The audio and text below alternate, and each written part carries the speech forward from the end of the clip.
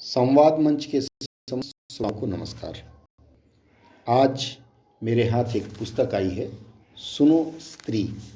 यह काव्य संग्रह है, मंजू मैत्री जी ने लिखा है। इसकी समीक्षा करने का प्रयास करता हूँ। कहा जाता है इतने उच्च कोटि की लेखिका या कवियत्री का यदि आप कोई समीक्षा प्रस्तुत करें तो यह सूरज को दीपक दिखाने के समान होता है।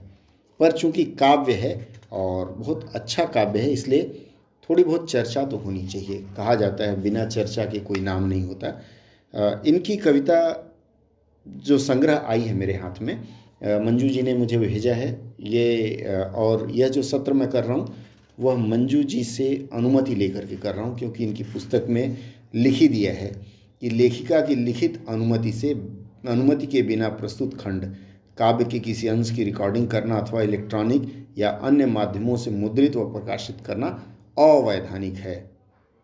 आइए फिर हम आगे बात करते हैं। मैडम, आपने मुझे परमिशन दिया है, अनुमति दी है, इसके लिए बहुत बहुत धन्यवाद। आभारी हूँ मैं आपका। पहले मैं पुस्तक के बारे में बता दूँ। यह पुस्तक अभिज्ञान व अभय ज्ञान प्रकाशन है और लक्ष्मी ऑफसेट प्रिंटर हैं ये लखनऊ के।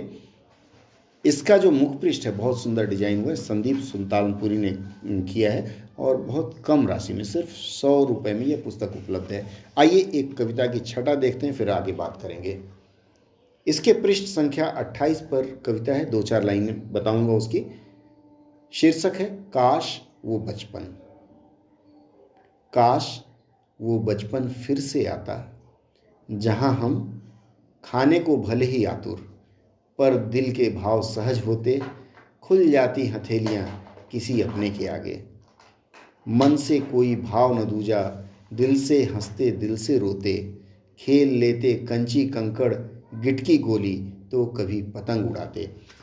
ये इसकी और भी पंक्तियां हैं, लेकिन कुछ और पंक्तियां जो मुझे अच्छी लगी, इन्होंने एक हास्य प्रस्तुत किया है।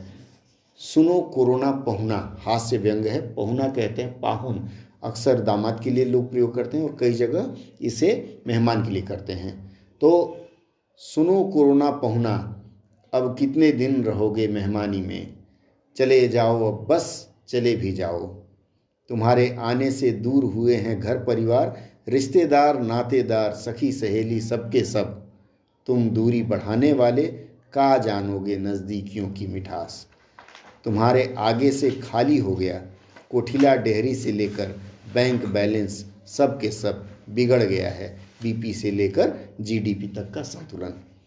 ऐसी मधुर और सुंदर कविताएं इन्होंने लिखी है।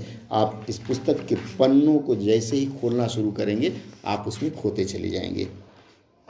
हालांकि इस पुस्तक की समीक्षा भी लेखकों ने या फिर विद्वजनों ने लिखा है। जैसे इस पुस्तक में पहली समीक्षा वंदना रानी दयाल जी ने लिखा है, उन्होंने भी इसके बारे में लिखा है। स्त्री विमर्श और कई सारे सामयिक मुद्दों पर रचित एक से बढ़कर एक रचनाओं की रचयिता आदरणीय मंजू मैत्री जी और उनकी लेखनी को मैं नमन करती हूँ। वंदना रानी जी के बाद इसकी समीक्षा लिखी है आदरणीय माला वर्मा जी ने।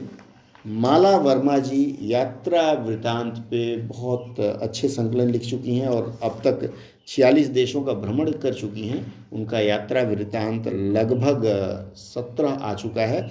वह हिंदी में एक अपने आप में रिकॉर्ड है कि हिंदी में इतना सुलभ और इतना सहज रूप से किसी ने नहीं लिखा होगा। उन्होंने भी इनकी काफ़ी तारीफ़ की है और उन्होंने अंत में लिखा है कि लेखिका ने मुझे इस योग्य समझा कि मैं उनकी पहली कृति के ऊपर चंद लाइनें लिखूं, ये मेरा सौभाग्य है। विशेष आभार, ढेरों बधाइयाँ। फिर समीक्षा लिखा है रामेश्वर पवन जी ने, बहराइच के हैं, और फिर इनके लिए मंगल कामना संदेश दिया है एपी गौतम जी ने। वो हैं अध्यक्ष भारतीय दलित साहित्य अकादमी सीतापुर, और सीतापुर के में ही हैं, पूर्व राजस्व निरीक्षक थे। काफ़ी सुंदर पुस्तक है और इनकी कविताओं का अगर आप आनंद लेना चाहते हैं तो एक और बता के फिर मैं समापन की ओर बढ़ूँगा। वो शीर्षक है घूर पर परी। वो 10-12 वर्ष की लड़की लिए हाथ में एक छड़ी, कुछ उलट फेर कर रही थी घूर को। घूर कहते हैं जहाँ कचड़ा उचड़ा फेंका जाता है। मुझसे रहा न गया, मैं पूछ बैठी, कुछ कड़क स्वर में, ये क्या कर रही हो तुम? क्या नाम है तुम्हारा? वह होकर कुछ भयभीत सी बोली, परी, परी नाम है मेरा। हुई थी कल यहाँ भगवान की पूजा, भंडारा भी हुआ था। मैं अछूत यहाँ कैसे खाती, सो कल सब्र किया था। सुनकर उसकी बोली मेरी पलक शर्म से झुक गई, मन विषाद से भर गया। ये कैसी मेरी भक्ति है जिसमें पत्थर को भोग लगाए? ये कैसा मेरा भंडारा है जिसमें परी रूठ और जूठे पत्तल खाए? आज के लिए बस इतना ही। आशा करूंगा पुस्तक आपको पसंद आएगी। आपके समीक्षा और टिप्पणी की प्रतीक्षा रहेगी। नमस्कार, जय हिंद, आदाब।